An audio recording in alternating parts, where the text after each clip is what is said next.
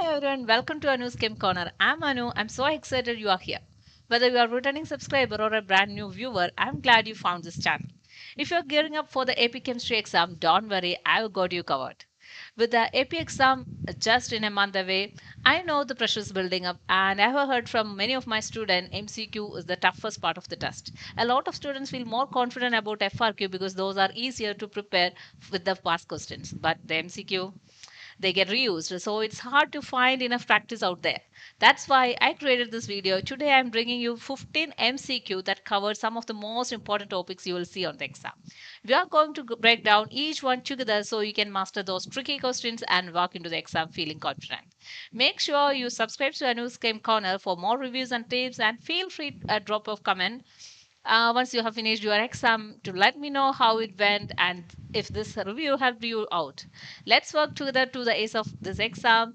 All right, let's jump into the review. Yes, let's start with the question number one. So you can read the question, pause the video, and then get the answers. After that, you can check whether the answers are correct or not. Okay. So yeah. So first question, use the following information to answer the question. Step 1, NO2Cl gives NO2 plus Cl2Cl. Some mechanism is given. A proposed mechanism for a reaction is given above. The rate law is given. Rate is equal to KNO2Cl concentration. So overall reaction known to be exothermic. Which of the following reaction coordinate diagram represent the total reaction? So A, B, C, D are the options are here. Hope you identify the answer. Okay. If you are not identified, you can just pause the video and then get the answers. Okay. Anyway, we are discussing the answers here. So anyway, they were telling it's exothermic. Exothermic means final should be the lower energy than the initial position, right? So it can be A or option B. These and this C and D are endothermic reactions. So definitely this and this we can omit. Okay. Then what about A and B? Which one is A? We can tell. For that, you can again look at the reaction mechanism. Here, by looking the reaction mechanism, can you tell me which one is the slow step?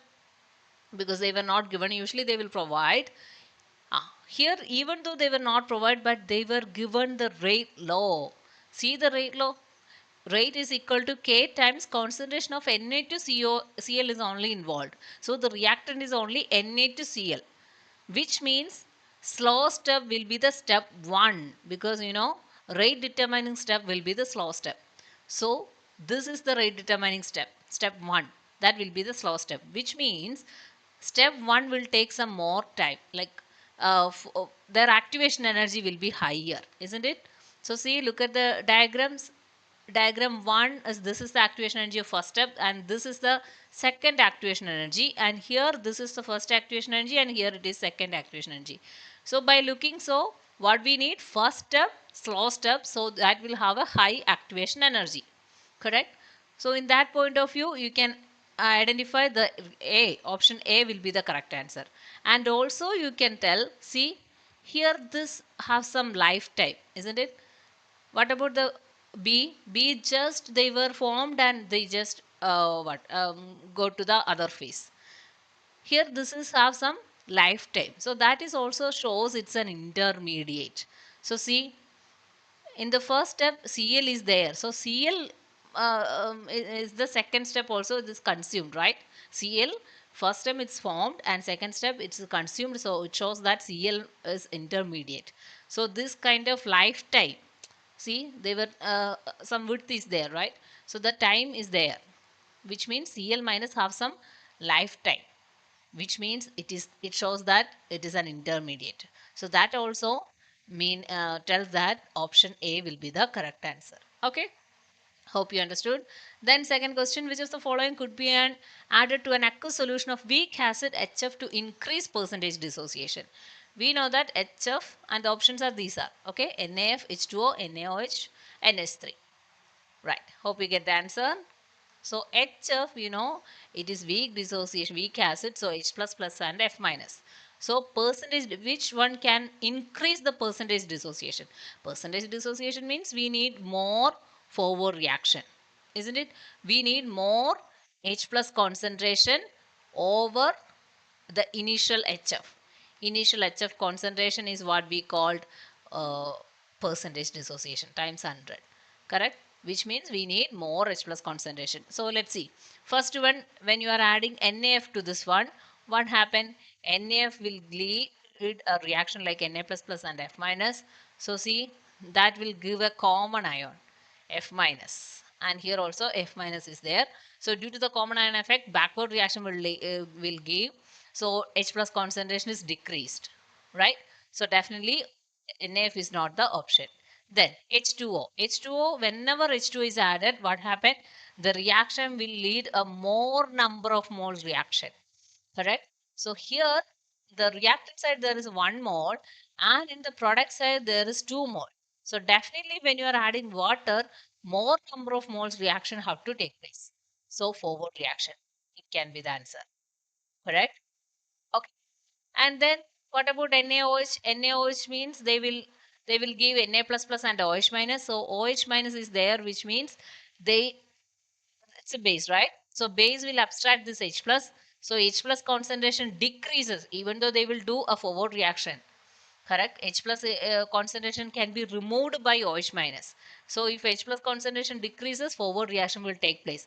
So there is a forward reaction, but still percentage will be less. Why? Because this H plus is reacted with this OH minus. Okay, so that H plus and OH minus turn to water. So the H plus concentration, even though they were doing some more forward reaction, the overall H plus concentration will be lower. That's why we can't choose NaOH. Okay, NH3 is also base, so that will again abstract H plus. So same thing. Got it? So that's why you can choose the option B may be the correct answer. Okay. So question number 3. At 10 degrees Celsius, the pH of pure water solution found to be 7.27. Which of the following best explains why? Water becomes more basic as temperature decreases. At 10 degrees Celsius, OH minus concentration less than H plus concentration. Autoionization of water is endothermic. The strength of water's intermolecular force decreases at lower temperature. Okay. So, what do you think?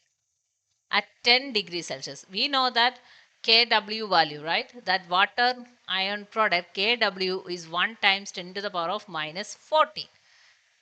But that is at only at 25 degrees Celsius, you can say like that. All other times, it depends upon the temperature. So this value is wrong only for 25 degrees Celsius. Okay. So definitely it is 10 degrees Celsius. So this is not the Kw value. Right? So whatever be the Kw value, some X value or some C value is there, that will be equal to the, yes, equal to the H plus concentration times OH minus concentration, because this is water ionic product, right? So that C is equal to, the ratio is same H2 is underwent the auto ionization, right? So this is X, this is X. So definitely C is always X square. So X is same. So you can't say water become more basic. No, it's not possible. Water is still neutral. Correct? Even though the pH is 7.27, that is the neutral pH at 20 degrees Celsius. That's the meaning. Okay? At 10 degrees Celsius, OH minus concentration less than H plus, which means that is acidic. So that is also not true. These two are not true. Okay. Then autoionization of water is endothermic. Yes, that is an endothermic reaction because it's a dissociation reaction. So autoionization. Autoionization means H2O is ionized to H plus plus and OH minus. Right? So it is a endothermic process. Correct. And the strength of water's intermolecular force decreases at low temperature. Is it? No. It's higher temperature, it decreases. Correct? So definitely that statement is also wrong. So the answer is, we can go with C. Then use the following information to answer the question number questions 4 to 7, 4 to 6. NiIO3 2 equilibrium Ni2 plus 2 IO3 minus. Okay, nickel 2 iodide is slightly soluble salt which dissociate in water via both the reaction. Okay, the first question, in a fully saturated solution of NiO3 2, how do the ion concentration compare? Okay, This is simple, but silly mistake can take place. Like maybe you are doubt with option B or C. Correct? See, Na2 plus is X, then 2iO3 minus is 2X. So you can write Na2 plus concentration is equal to, this is X. So IO3 minus concentration is equal to 2 times of Ni. Correct? That is the thing we can say. Na2 plus is X. So IO3 minus concentration is 2 times Ni plus. Okay. So which is the answer? Yes, option C will be the correct answer. IO3 minus is 2 N. Don't confuse with the B and C. It's silly questions, but in exam point of view, like exam time, maybe mistake can happens. Okay, so these things are very careful. Then, fifth question, also continuation of that one. In which of the following solution would be the least amount of NaO3 solid dissolved? Okay, this is also a very common question. So let's see, this is the equilibrium, the corresponding equilibrium. And what happened when NiNO3 twice is added? Let's see. NiNO3 twice is added. So what happened? They dissociates to Ni2 plus and 2NO3 minus. So definitely that will a common ions are present. So what happened? Yes, some backward reaction is possible. So that will lead least amount of NaNO3. That's a definite result. Okay, we don't know is that the correct answer, but this will lead a backward reaction. Okay, what about KiO3? KiO3 minus KiO3 is also gives K plus IO3 minus. Okay, oh, again there's a common ion. IO3 minus is a common ion, right? So again you can see a common ion effect. So that will lead a backward reaction. So definitely dissociation will decrease. So which one have more effect? Definitely this one, because 1 molar is there. This one is 0.5 molar only. Correct? So more IO3 minus they will provide. So more will be the backward reaction. Okay. So B can also be the answer. Let's see, is there any other options? Then see NaCl. NaCl will give Na plus plus and Cl minus. Not that much of effect. Pure water adding reaction always lead a more number of ions for forward reaction. So that will lead a more dissociation. So definitely water will not be the answer. So you can go with the option B. Okay, right. Then the sixth question, same the continuation of the fourth question. If a saturated solution of NaO3 is left out overnight and some of the water evaporate, how will that affect mass of solid percent and or the concentration of the ions in solution? Assume the temperature of the solution remains constant throughout. Okay, this is very common question. Definitely every year they will ask this kind of questions. Okay, so let's see how to do this kind of thing. See, again and I'm telling, water, whenever water is adding, you have to say the reaction will lead to a more number of moles reaction. Okay, whenever water is added, more number of moles reaction happening. So here water is left, right? Water is left out overnight. So which means the reaction will be a backward reaction. When evaporation is happening, water is left. So backward reaction is happening. When you are adding water, forward, not forward, more number of moles reaction. So in this case, forward, when water is added. Okay, so what's left, which means, yes, backward reaction is happening. So backward reaction is happening means, do you think Na2 plus and IO3 minus concentration decrease and decrease like that? Ah, here main thing is, oh, that kind of option is also not there, increase or like that only. Okay, anyway, there is no decrease happening. Why? Because molarity, concentration is what? Number of moles over volume, right? Volume in liter. So when you are doing like when they were doing some backward reaction, their number of mole is decreasing, but at the same time volume is also decreased, right? Because volume left solution is left out overnight, so volume is also decreased. So both are decreased. So concentration will not change. Concentration is constant. So every time you have to think this kind of thing, like water is added or water is evaporated, what happened? The reaction will lead to a more number of water is added, then more number of moles reaction is happening. Water is left, then less number of moles reaction is happening, but concentration not change.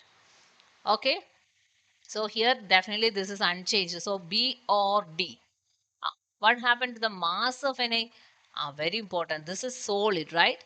So the concentration, if it's any question, concentration of this solid substance, we can say unchanged. But here it is not concentration. They were asking mass. So definitely backward reaction is happening. So mass will increase. Correct? So mass will increase. So B option you can go with. Okay, hope you understood. Then seventh question, a compound containing only hydrogen and carbon is combusted in excess oxygen. Okay, producing 4.4 grams of carbon dioxide and 1.8 grams of H2O. Okay, which of the following option could be the molar mass of compound? Right. You can pause the video and get the answer. Okay. If you didn't get, let's see. So mainly there is, it's a combustion reaction, right? Carbon, some X is there, hydrogen, some Y is there, reacting with O2 and we get CO2 and water.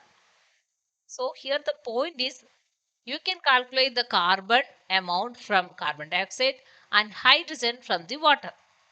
Oxygen you do not want to take because oxygen, extra oxygen is there, so you can't get any idea about oxygen. So let's ignore oxygen. What we need is carbon and hydrogen. Okay, so there is 4.4 grams of CO2, which means how many moles are there? We know that 44 is the grams of CO2, 1 mole of CO2. Correct? That's the molar mass. So 1 mole of carbon dioxide can give how many carbon? Yes, 1 mole of carbon is there. Right? So the weight will be, weight, we don't need the weight actually. Yeah, this is the thing. Then again 1.8 grams of H2O is there. The molar mass of H2 is 18 grams. So 1 mole of H2O. That will lead how many hydrogen? Yes, 1 mole of H2O can give 2 mole of hydrogen. That's the point. So what is the answer here? Point 1. 0.1 mole of carbon here, but this time here it is, yes, zero point 0.2 moles of hydrogen is there, right? So the ratio is zero point 0.1, hydrogen is 0.2. So the ratio is, you can write C1H2. That will be the ratio. That will be the empirical formula. Sometimes be the question like, what is the empirical formula? Okay. So if this is the empirical formula, carbon weight, 12. So 12 times X, correct? And hydrogen weight, 2, 1. So 1 times, 2 times 1. So 2X, correct? So what we telling? Carbon like 1X is there, hydrogen 2X is there, right? So X times their molecular weight, like carbon molecular weight, 12, and X times 2X times hydrogen atomic weight, not molecular weight, atomic weight. Okay, atomic weight is 2X. So altogether what we got, 14X will be their molecular mass. Correct? So which one is 14X? 18 is not divisible by 14. Yes, 28. 28 will be divisible by 14. So that will be the molar mass. Any 14X combo you can expect. Got it? So again I'm telling, this kind of question you can expect what is the empirical formula. Same kind of thing you need to do. Okay, we are starting with the grams of carbon dioxide and convert to the moles of carbon and finding out the ratio. That will be the empirical formula. Hope you understood. Then we can go with the next question. Okay. So here is a Maxwell distribution curve. Number of molecules over, like velocity distribution curve is given. Okay, the velocity distribution of water at a given temperature is drawn above. Which of the following distribution plots would represent the velocity distribution of an equimolar sample of CO2 at an identical temperature? Identical temperature. H2O distribution curve is shown as dotted line in each option, while CO2 distribution curve is solid line. Okay. So these are the top diagram is actually we don't need it. This diagram is sufficient, right? Okay. Hope you understood the answer. Yes. So this kind of Maxwell distribution curve, the velocity curve is depend upon two factors. It can be affected by temperature as well as mass, correct? If temperature is higher, velocity will also be higher. But mass is higher, velocity will be lower, correct? So here the graph is as a function of mass because temperature they were given, it is constant. So we don't want to worry about that one. So equimolar, so same number of moles, we can just consider 1 mole. So 1 mole of water is 18 gram, right? And 1 mole of CO2 is 44 gram. So definitely CO2 is higher mass. Higher mass means velocity lower. So velocity lower means the graph is shifted to left, isn't it? Here what is the problem? First one, this is CO2 is this one. That's correct, right? CO2 is more left than the water because see velocity is increases in this direction. So we need lower velocity. CO2 we need lower velocity. Okay. And what happened for this B diagram? B diagram is also CO2 is left than the H2O, but the curve is lowered. So is it correct? No, because the area under the curve is always denote the total number of molecules. So when you draw a graph, and this is the first graph, and when you make a left graph, what's the thing? When you draw equal peak height, what happened? See, the area will be lower.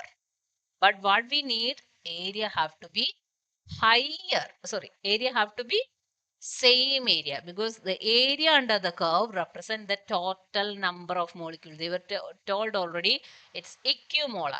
So you need to maintain the area under the curve, right? So you can draw a big peak height.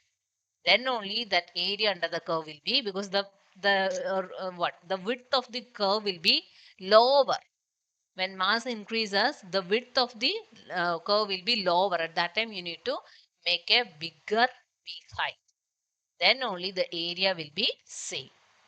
So that's the principle. So C is wrong in that concept. And B and D obviously wrong because you have to have higher velocity like that they were shown. So that is wrong. So definitely you can go with the A option.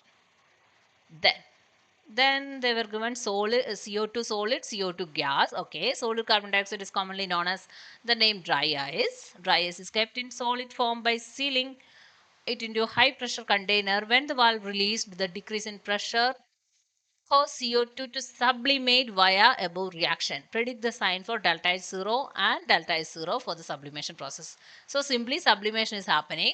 What happened to the delta S and delta H? That's the only thing. We know that. Delta S, entropy increases. Solid to gas means definitely entropy increases. They are moving a more chaotic, right? So definitely delta S increases, like positive. Then what about delta H? Definitely it's an endothermic process. Solid to gas means energy is taking. So they were absorbing energy. So definitely for breaking that IMF, they need heat energy. So definitely that should also be positive. So we can go with option A. Okay. Hope you understood. Solid turns to 2Ag plus CO3 2 minus and the Ksp value is given. Which of the following is true about beaker containing a saturated solution of silver carbonate? The molar solubility of Ag2CO3 is equal to the concentration of silver ion. B. There would be no solid present at the bottom of the beaker. C. The concentration of silver ion will be twice that of the carbonate ion. D. Adding more water would increase the solubility product constant. Okay, so let's see the first option. Is it correct? Molar solubility. So what do you mean by molar solubility? Yes, these are the different names of normal reactions. Some students have this doubt actually, the molar solubility. See, molar solubility is nothing but that X value, right? the equilibrium concentration value. For example, this is a dissolution reaction. So what do you mean by dissolution reaction? A solid is dissolved in water so that they formed some ions, but it is a sparingly soluble salt. Like the full dissociation is not happening, it's just an equilibrium, right? These kind of reactions, the equilibrium constant, our normal equilibrium constant, have different name with the depending upon the reaction, right? In this case, that equilibrium constant is what we called Ksp. And similarly, Q, our normal reaction quotient in this kind of reactions are called QSP, or more common ionic product. Okay. And our X, do you remember that X? X means the istable X, right? So when you are writing an istable, like Ag2CO3 gives 2Ag plus CO3 2 minus. So, I initial concentration, C is change, and E is the equilibrium concentration. So, here the solid is the thing, so we can ignore that one. This is aqueous, this is aqueous. So, the initial concentration of the products are 0, 0. Change is actually for molar it's X, right? But since two Ags are there, so 2x is there, and so that equilibrium concentration is also 2x and x. So this x is nothing but, in case of this one, we are called solubility, molar solubility. X for 1 mole. Okay. So 2 moles are there, then 2x will be the thing. Correct? So this X is what we called molar solubility. So molar solubility of Ag to CO3 is equal to the concentration of silver ion. Is it S is equal to Ag plus concentration? No. 2s will be the Ag plus concentration, right? Or 2x will be the Ag plus concentration. So that statement is wrong. Okay. Second point, there would no solid present at the bottom of beaker. Is it correct? Obviously not, because it's an equilibrium, so definitely solid particle will be there. All the things are solid, as well as these aqueous things are in the reaction medium, present in the reaction medium. Okay, then what about C? Concentration of silver ion will be twice as that of the carbonate ion. Okay, let's see. Concentration of silver ion, so Ag plus ion, will be twice as that of the carbonate ion. Carbonate ion is X and 2x. Yes, that's correct. Okay, this B is wrong. Okay, then D, adding more water would increase the solubility product constant. Oh, Ksp will not change with adding more water. That is only depend upon temperature. If temperature is increased, Ksp is also increased, like for a endothermic reaction. Okay, so for the answer of this question, C. Hope you are correct. And yeah, then we can go with the next one. Nitrous acid HNO2 has a pK value of 3.4. A solution of nitrous acid has more sodium nitrate NaNO2 added to it. So creating a buffer solution. Of course, we have HNO2 and you are added some NaNO2 to this one. So definitely this is a weak acid and a conjugate base. Correct? So definitely it's a buffer. Okay. If the pH of the solution, buffer solution, is found to be 3.4, right? Which of the following particular representation shows the correct ratio of acid and conjugate base molecule in the buffer? So see the options. These are the options. You need to tell the acid and ion, acid and base particular diagram. You have to predict. Hope you find the answer. Okay, then we can do the answer. So here they were given, it's a buffer, so you can use the Henderson-Hasselbalch equation, so which is pH is equal to pKa plus log base over acid concentration. Correct? So it's very evident they were given pH is equal to, pH is 3.4 and the pK is also 3.4, which means this value is becomes 0. Log something 0 means that ratio should be 1, right? Which means base concentration should be equal to acid concentration. Since total number of moles, total volume is same, the number of moles also have to be same. So which structure, like which particular diagram shows same number of base and acid? Which one? Okay, first one contain HNO2, HNO2, HNO2, 3 HNO3s are there, HNO2s are there, and 3 NO3 minus, NO2 minus are also there. So yeah, we got the answer, right? All the other will be maybe different. See, 1, 2, so 2 only, and all others are NO2 minus. And the third diagram also 1, 2, 3, 4, and 2. fourth one, 1, 2, 3, 4, 5, and 1. Okay, so that's all. And the third one, see, they were given on two resonance structures. The Lewis diagram of the bisulfate ion HSO3 minus is drawn above. Which of the following description correctly compare the bond length of the three sulfur oxygen bond found in bisulfate? Okay, so this and this, these are the three bond length. Okay. First option, all bonds are same length. Second, of the three bonds, there is one longer one and two shorter one of identical length. See, three bonds, there are two longer ones and one of identical length and one shorter one. All three bonds are different length. Okay, hope you get the answer. What about the first option? All bond length are same. It can be misunderstood because the resonance, whenever resonance is there, all bond length are equal, like that things are there, right? But here the problem is that will not be possible. Why? Because all the oxygen here, it's not getting into the resonance, right? So see the Lewis structure. This is single bond, this is double bond oxygen, and this is also single bond. This is the structure, right? So this thing is what resonance like in between these and these, correct? So here the second structure you are drawn, like this is double bond and this is single bond and this is single and single. This oxygen is not taking part in this resonance because this oxygen is already divalent, so it's not possible to get another, see, double bond if it's not possible, right? So again a double bond is not possible. That's why this oxygen is not take part in the resonance. So the resonance oxygens are this and this. So the meaning is, if the resonance is there, both have same bond length. Okay, and the bond length will be in between CO single bond and CO double bond, correct? Which means it is lesser than CO single bond, SO single bond, not C, SO single bond, but the bond length, suppose SO bond length is 100, definitely S double bond is some lower value, right? So if this one is 100 picometer, then this one may be some 80 picometer. Then here, this resonance SO, which is 1.5 bond order, will be in between these values, some like 90. So that's why I'm given SO single bond. The resonance bond length will be less than SO single bond but greater than S double bond.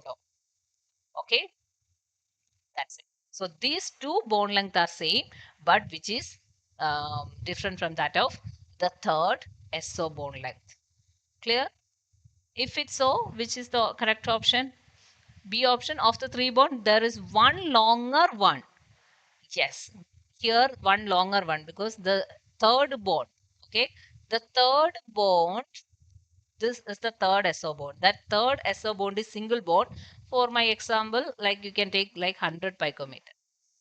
Okay, so the third SO bond is longer than the two SO resonance bond, which is 90, like that. I'm just taking as an example. So that statement is correct. Okay, and the third one of the three bond, there are two longer one. No, two longer one is not possible because the bond order is 1.5, right? And other one is bond order is 1. Bond order means the number of electrons is sharing in between the thing. Okay, if bond order is higher, you know that bond order is higher, then the bond length will be lower. Bond length will be lower, which means they are more shared pairs of electrons are there, so they are more attracted themselves. Okay, so the distance between them is very lower. Okay, so here the third SO bond order is 1 and these are 1.5 actually. 1.5 because 1 and 2. Okay, in between 1 and 2, so 1.5. Clear? So higher bond order, this identical resonance bond order, so that will be have a lower bond length. Got it? So that's the idea. Then fourth one, they were given a graph, concentration of N2O5 versus time. Okay, and then this is the equation. 2N2O5 gives 4NO2 plus O2. A sample of some N2O5 gas is placed in a sealed container and allowed to decompose. The the concentration of the N2O5 tracked over time and the results are plotted on the above graph. Which of the following represent the possible unit of rate constant for the reaction? Okay. So the K unit they were asking. Once again, I'm giving the diagram. See, this is the diagram. And yes, which is the rate constant? Hope you find the answer. So let's see. So rate constant, we know that there is a equation like molarity raised to 1 minus n second inverse. So this is the rate law constant unit. So what is this? N means order of the reaction. So from the diagram, do they given any idea about the order of the reaction? If you know the order, then only you can get the rate constant unit, because it's depend upon the order, right? Okay, so see, this is the diagram. By looking the diagram, any idea? Concentration versus time will give a straight line for zeroth order reaction that we studied. For zeroth order reaction, definitely it should be a straight line. So definitely it's not a zeroth order. That point you understand, we can understand, right? Other one, it's it's first law. If it is first order, then it will be like this kind of curve. If it is second, again some more curve will be there, like that. But we do not know this is first or second or third, like that. So is there any clue from the diagram? It is not zeroth order. So most of this kind of questions, 90% of the question will give a half lifetime clue. So see, you can see here we are started with the like 1 molar concentration of N2O5, and see the half lifetime 0.5. How much time it will take for getting the 0.5? Yes, it's clearly shown. 5 second is took for the half life, right? 1 to 0.5 means 5 second. 5 second. Okay. Then 0.5 to 2.5, 0.25, how much it will take? Okay. So 1 to zero point 0.5, they took 5 second. Similarly, 0.5 to 0.25, they also took 5 second. So what does it mean? It's a first order reaction. Only first order, the T half is constant. Otherwise, it's constant with the concentration, right? Here concentration is doubled or tripled, like that. There is a chance for changing the T half for other order reaction. Okay. Here it is T half constant. So it's clear evident it is a first order reaction. So let's for the first order reaction. So n value. Now you got n value will be 1. So 1 minus 1, 0, second inverse. So yes, option A will be the correct option. Correct? Okay, that's it. Then question number 5 to 6, there is a diagram. Actually 5, 6, some other numbers are there, but that was easy. That's why I omit that question. Okay. So the three diagrams above the particular level diagram of three ionic solid, LiF, NaCl, KBr. The diagrams are not organized in any particular order. And in each diagram, the cations are marked with a positive sign and anions are marked with a negative sign. All ions are drawn to scale. So yeah, you have to identify which, like X, is it LiF, NaCl or KBr? Same thing. Y, what it is. C, what it is. Okay. Hope you identify. Yeah, it's very evident. See, this is the lowest set, right? Lowest one, definitely. Lowest of this one is LiF, correct? You know, the first group is Li, then sodium, then K, like that group 1 is arranged. Okay, so Li is the smallest one. As we go down, size will be increase. So Li have the smallest in size.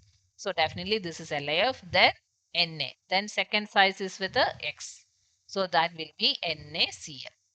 And the KBr will be higher one. Okay. So C will be LiF. So which option C is LiF? And X will be NaCl. So yes, D. Okay. Right. Then the question is same based on the above thing. Which salt will have the highest melting point? LiF, NaCl or KBr? Or is it identical? Okay. Hope you understood. Hope you find the answer. Yes. Melting point is a factor of IMF. intermolecular force, right? If higher the intermolecular force, higher will be the melting point. So here all are ionic compounds. So the IMF is what? IMF is also ionic bond. For ionic compounds, only molecular compounds, correct? Only molecular compounds we have different IMF um, like dipole, hydrogen bond, London dispersion force like that we studied. Okay. For ionic compounds, the IMF is the chemical bond itself. So ionic bond. Okay. So we can study these portions in another video. We will study at that time what is IMF, what is a chemical bond, what is actually physical bond. Here, why it is chemical bond is same IMF like that we will study. Okay, but this time I'm just discussing these MCQs. Okay, so higher melting point means higher ionic bond. Higher ionic bond is depending upon higher lattice enthalpy, isn't it? Higher lattice enthalpy. Higher lattice enthalpy means it's simply the what Coulomb's law, right? You can think about the Coulomb's law. Coulomb's law, charge over radius ratio. Which one having high charge? And first you do not want to think the ratio, just you can figure out which one is higher charge. So here all compounds have same charge. So just you can look at a radius. LIF have lower radius, which means higher will be the lattice enthalpy. So higher will be the ionic bond. So higher will be the IMF. So higher will be the melting point. So you can choose E. Okay. So that's the And that's all I want to cover in this video. So I really hope you found these MCQs are helpful for your AP Chemistry review. Remember, practicing questions like these will help you build the confidence you need going to the exam. So I would like to hear your honest feedback. So make sure to drop a comment and let me know how you did this 15 questions. So if there are any specific topics or videos you would like me to cover before the exam, feel free to share the suggestions. I'm here to help your success. And of course, if you haven't already, make sure to subscribe to Anuk's Chem Corner so you don't miss out on more AP chemistry tips and reviews. You have got this, and I believe in you. Keep up the hard work and good luck with your studies.